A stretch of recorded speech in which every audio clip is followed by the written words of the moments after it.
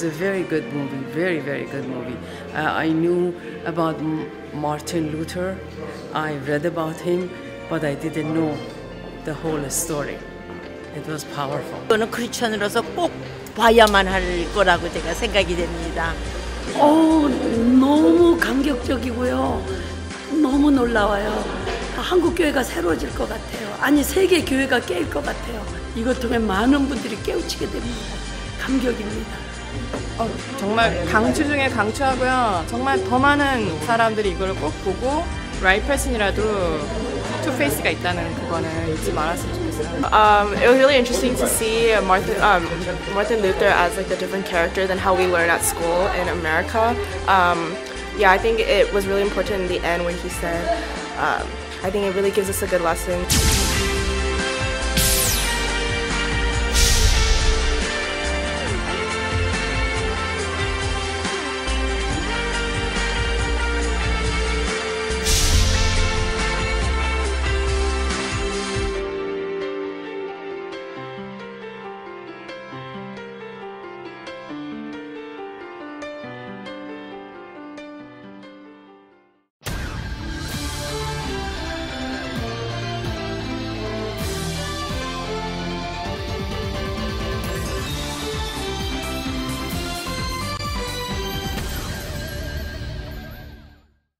This week on Jerusalem Dateline, U.S. Vice President Mike Pence tells CBN News' David Brody that the U.S. is taking one more step towards moving the U.S. Embassy to Jerusalem. President Trump is actively considering moving the American Embassy from Tel Aviv to Jerusalem. Plus, Israel marks the 70th anniversary of the UN partition plan that helped establish the modern state of Israel. And enjoy the sounds of the street in Israel.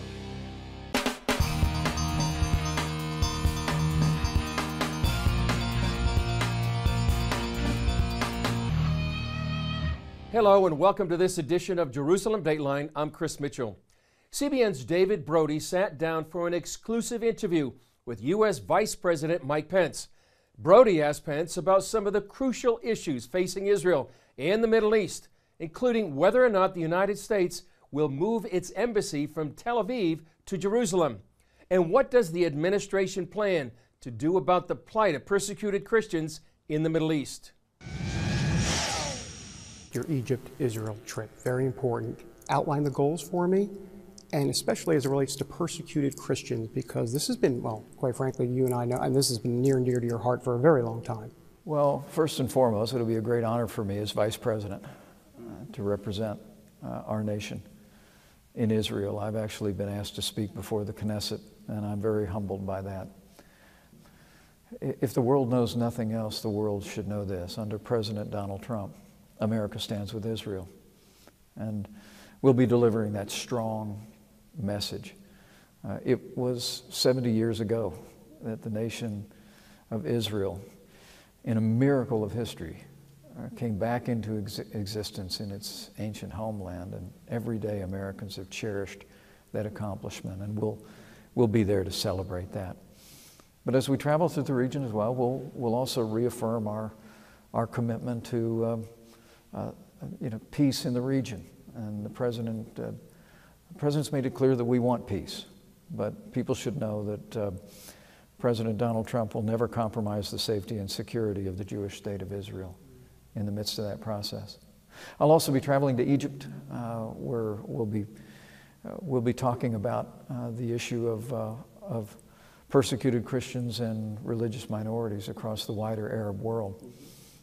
I couldn't be more proud of the fact that in the wake of seeing half of the Christian population flee from Syria, 80% of the Christian population has now left Iraq, that President Trump made the decision to now begin to funnel U.S. support, not through the United Nations in every program, but for the first time directly through USAID to help rebuild Christian communities and the communities of other religious minorities that have for too long been neglected. Will that start soon?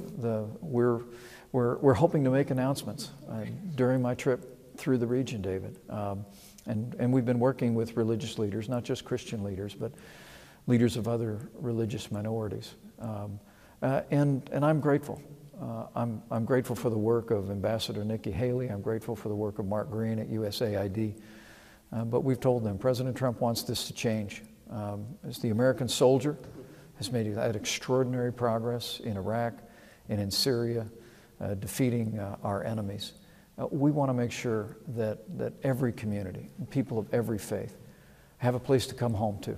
And we'll be using American resources to make sure that happens. Quick follow-up, the U.S. Embassy in Jerusalem. You've talked about it. You used just recently actively looking to move the embassy to Jerusalem. Where are you where is this White House in the process of that? Because very important, evangelicals. For the past 20 years, Congress and successive administrations have expressed a willingness to move our American embassy. But as I announced earlier this week, President Trump is actively considering moving the American embassy from Tel Aviv to Jerusalem, and it's a very serious matter. It's one that he's taking very seriously to heart. But the President and I believe that the relationship between the American people and the people of Israel is one that is timeless. I mean, literally before the founding of this country, there were Americans who prayed for and dreamed of Israel returning to its ancient homeland.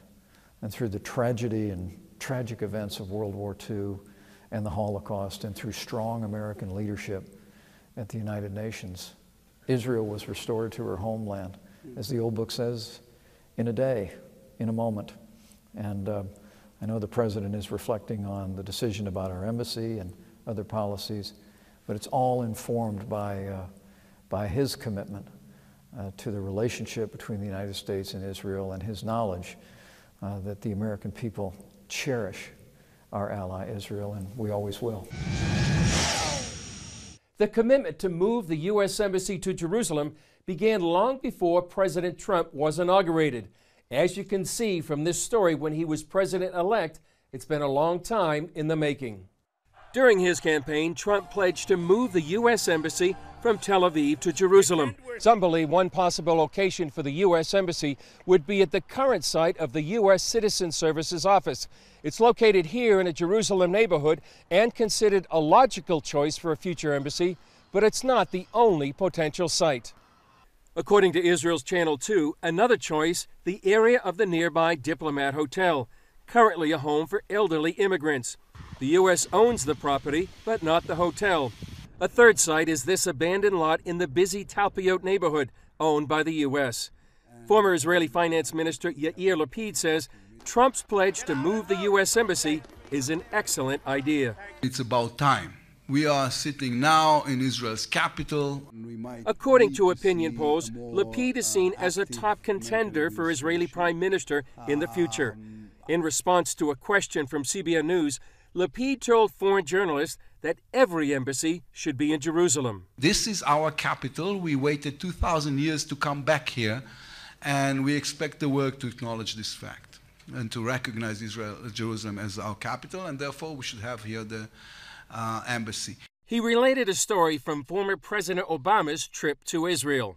I remember not long ago on Shimon Peres's funeral, the White House issued a statement saying the president was in Jerusalem, and then they changed it, not to mention Jerusalem as the capital of Israel. And this was in Western Jerusalem. It wasn't even in Eastern Jerusalem. And I think this is preposterous. No country in the world recognizes Jerusalem as Israel's capital. But in 1995, the U.S. Congress passed the Jerusalem Embassy Act, mandating the move of the U.S. Embassy from Tel Aviv to Jerusalem.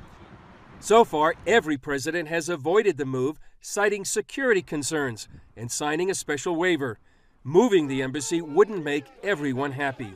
There will be happiness on the Israeli side, there will be unhappiness on the Arab-Palestinian side. There may be riots, there may be violence. Some say the move must come in the wider context of an Israeli-Palestinian peace agreement. Others believe Jerusalem is Israel's eternal, undivided capital. Coming up, a former U.S. general warns about the rise of Iran's influence in the Middle East, the role of Russia in the region, and the plight of persecuted Christians.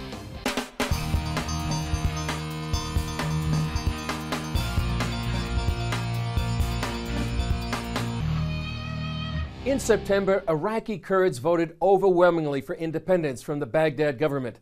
Then it seemed the world, including the U.S., abandoned them. Now their dream of freedom has turned into disappointment. Just days after 90% of Iraqi Kurds voted for independence, the Baghdad government shut down their only 2 international airports. Then the Iraqi army, backed by Iranian militia, struck another blow by taking over the disputed oil-rich province of Kirkuk. Middle East analyst Jonathan Spire explained Iran was the power behind that military campaign. The Iranian role was very prominent and openly declared. That is to say, the leader of the Quds force of the Revolutionary Guards Corps, General Qasem Soleimani, was in Kirkuk in the days preceding the Iraqi and Iranian military move. Iran's involvement solidified its goal of building a land bridge from Tehran all the way to the Mediterranean. During the fighting, the Kurds also accused the Iranian-backed militias of using U.S. weapons, like this M1 Abrams tank, against them. Some Kurds criticized the U.S. for opposing their independence and blamed the West for basically abandoning them, although the Kurds proved to be a key ally in the fight against ISIS. America and Europe were very disloyal towards the Kurds because they made the Kurds fight ISIS instead of fighting themselves. They turned their back on us. We lost all our faith in the United States, in Europe, and everyone. One of the few nations to stand with the Kurds is Israel. But some experts believe how the U.S., the world's superpower, responds may well determine the future of the Kurdish people. During our coverage of Kurdistan, we have often met with retired General Jay Garner. He joined Mark Martin in our Virginia Beach studios to discuss the plight of the Kurds, the growing influence of Iran, and the plight of persecuted Christians in the region. Well, first of all, what's your view of the situation in Iraq today, especially Iran's influence? Well, I think Iraq is a puppet government of, in fact, I know Iraq is a puppet government of Iran. It's been that way since we left in 2011.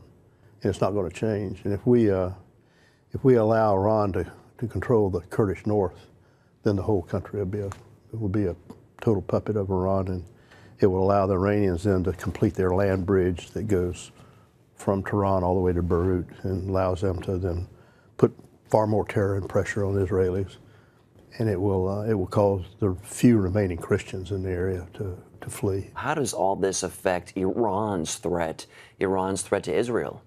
Well, of course, you know, Iran established Hezbollah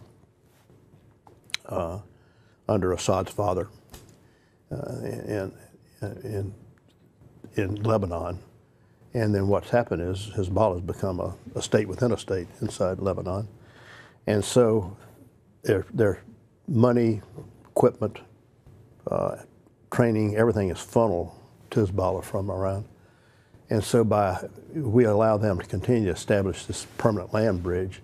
They had one before, but it was intermediate. And so if we allow them to establish this permanent land bridge, that will be able to funnel far more equipment, far more weapons, far more terrorist equipment to Hezbollah to inflict more damage on Israel. Well, what about Russia's role in the Middle East? Do you feel like their presence poses a danger to the United States and Israel? The Russian footprint that's going in there is very, very serious, I think. Plus, the Russians, for the first time now, are dealing directly with Iranians.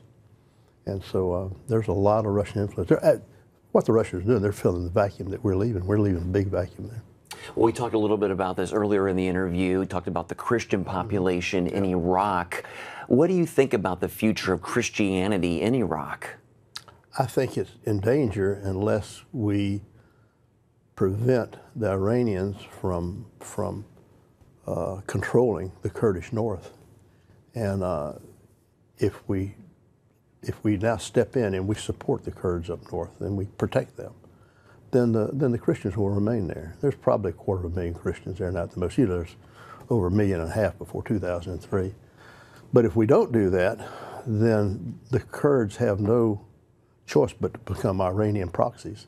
And once that happens, the Christians will have to leave. So you have no Christians in the area for the first time in over 2,000 years. So there is a movement for a Christian state to be formed in Iraq. So you believe that the U.S. should get behind that? I don't know that there's a movement for a Christian state, but what would happen in the Kurdish north is they would designate their area there as a safe haven for Christians throughout the region. It already is, and they would just make it official. And the Kurds have always protected the Christians. In fact, some of the Kurdish politicians are Christians. And so, but if we don't support the Kurds, then they have no choice except to be an Iranian proxy. There's no other choice for them. And if that happens, then of course Christians have to leave. They can't survive in that environment. Well, let's switch gears now and turn now to North Korea. The country is getting more belligerent, firing a ballistic missile Tuesday, and it says it has the capability of reaching the U.S. What is your opinion on how we should deal with this rogue state? Well, first of all, you can't let it continue. And I think what I would like to see us do is put a Aegis cruiser, one or more Aegis cruisers in the water on each side of the peninsula and engage those missiles as they're launched, and just tell Kim Jong-un, you know, we're not going to allow you to launch any more missiles. We're not going to allow you to test any more missiles. You're not going to be a nuclear country.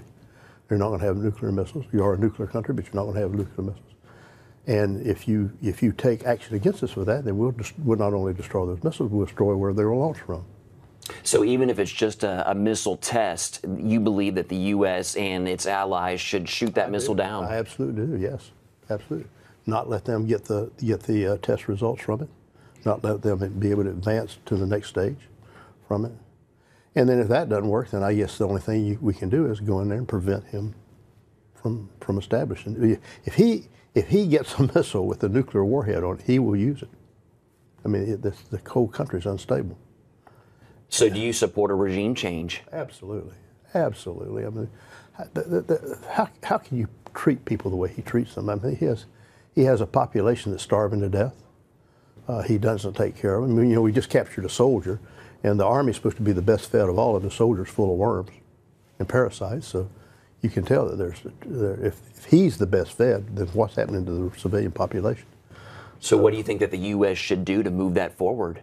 I think what the president's doing, he's continuing to put pressure on it. And I know that in the president's own mind, there's a place at which then he's got to take action. He's got to take probably some sort of, if he can't do it diplomatically, which I don't think he can, we never have been able to, then he's got to do it kinetically, and he probably will. And he has to, because we cannot allow him to develop that missile that can hit our nation. All right, General Jay Garner, thank you so much for your time and your insights.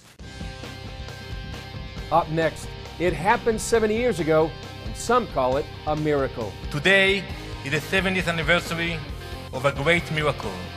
A miracle that was anything but guaranteed.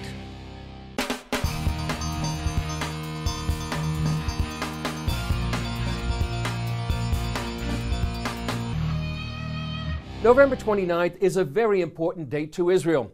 This year marks the 70th anniversary of the United Nations decision calling for the establishment of the Jewish state on November 29th, 1947.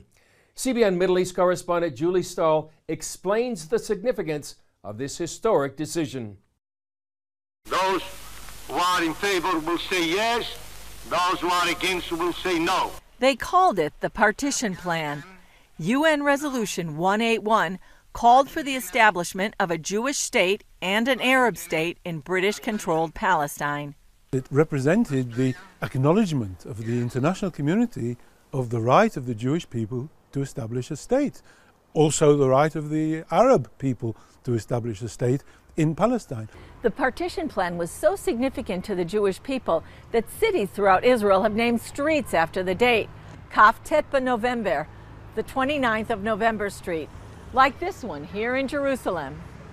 In honor of the anniversary, Israel's mission to the UN celebrated by returning to the hall in Flushing Meadows, New York, where the UN vote took place. Today is the 70th anniversary of a great miracle.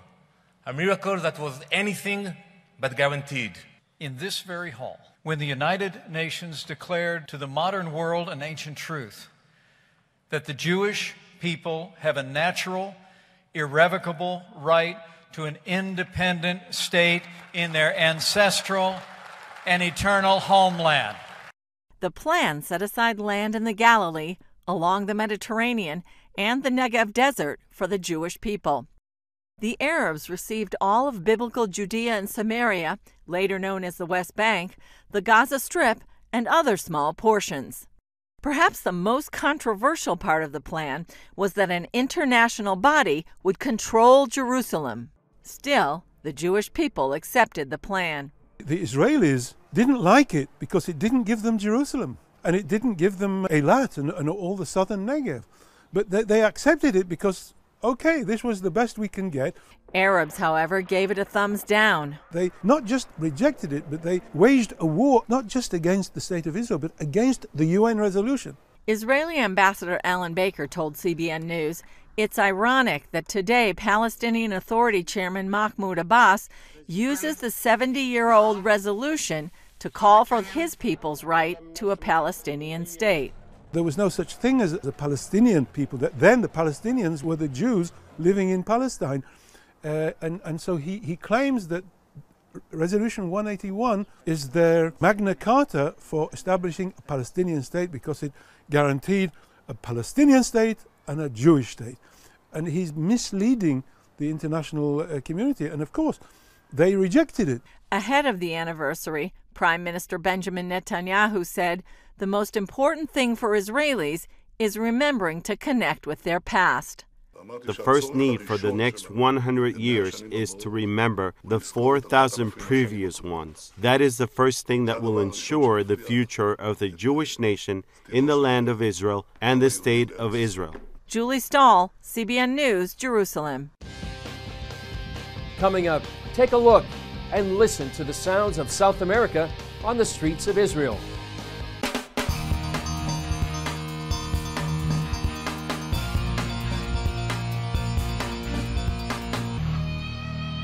Israel is a magnet for people from all over the world.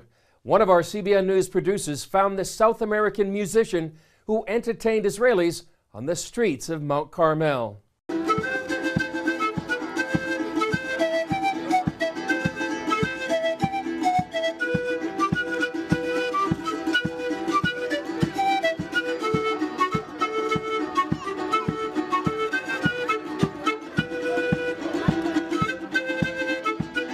¿Y por qué vino? Como todo muchacho joven quiere conocer la vida, conocer el mundo, conocer a muchos espíritus, mucha gente.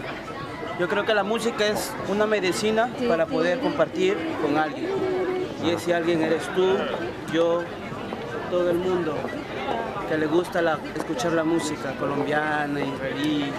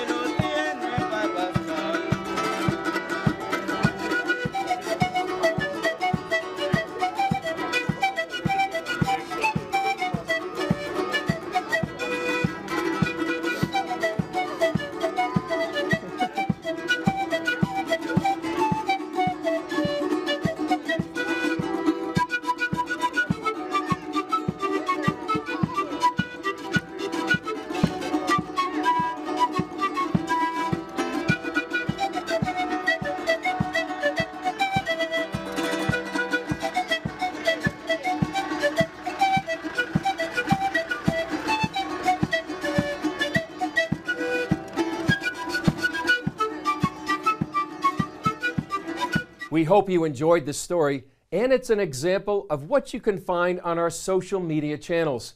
So you can follow us on Facebook, Twitter, Instagram, or YouTube.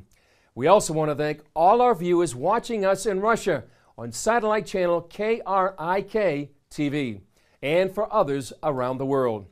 That's all for this edition. Thanks for joining us. I'm Chris Mitchell. We'll see you next time on Jerusalem Dateline.